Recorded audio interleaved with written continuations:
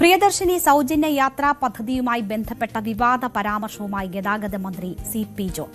പൈസയില്ലാത്ത transport ബസ്സിൽ സ്ത്രീകൾ തള്ളിക്കയറുന്നു. എന്നാൽ മക്കളെ ഫീസ് നൽകി സ്വകാര്യ സ്കൂളുകളിൽ ചേർക്കുന്നു. അസുഖം വന്നാൽ സ്വകാര്യ ആശുപത്രിയിൽ പോകില്ല, പകരം സർക്കാർ ആശുപത്രിയുടെ വരാന്തയിൽ കിടക്കും. കേരളത്തിലെ ജനങ്ങളുടെ പെരുമാറ്റം അതിശയിപ്പിക്കുന്നുവെന്ന മന്ത്രിയുടെ പരാമർശമാണ് വലിയ വിവാദമായത്. അപ്പോൾ മന്ത്രിയുടെ ആ വിവാദ പരാമർശം ഒന്ന് കേൾക്കാം. ഈ ബസ്സിന് കാശില്ലാത്ത സ്ത്രീ സ്വകാര്യ സ്കൂളിലേക്ക് കുട്ടികളെ വിടുകയാണ് അല്ലേ? ഗവൺമെന്റ് സ്കൂളിൽ സീറ്റ് ഒഴിഞ്ഞു കിടക്കുക. ഗവൺമെന്റ് സ്കൂളിലേക്ക് ഇപ്പോഴും കുട്ടികളെ വിടുന്നതിന് പകരം ഫീസ് കൊടുക്കേണ്ടാത്ത പ്രൈവറ്റിൽ പോലും വിടാതെ ഇവിടെ വിടുന്നത് ഫീസ് കൊടുക്കേണ്ട സ്കൂളിലേക്ക് വിടുന്നു അല്ലേ? എന്നാൽ ആശുപത്രിയുടെ കാര്യം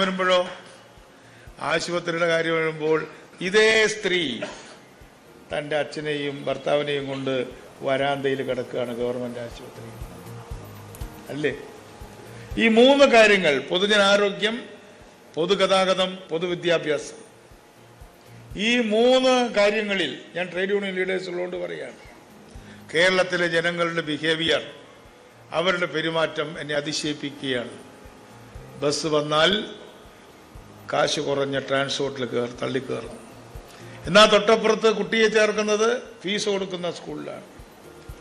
അസുഖം വന്നാൽ പ്രൈവറ്റ് ആശുപത്രി പോകാൻ പേടിയാണ്, കാരണം അവിടെ കൊടുക്കാൻ പൈസയില്ല.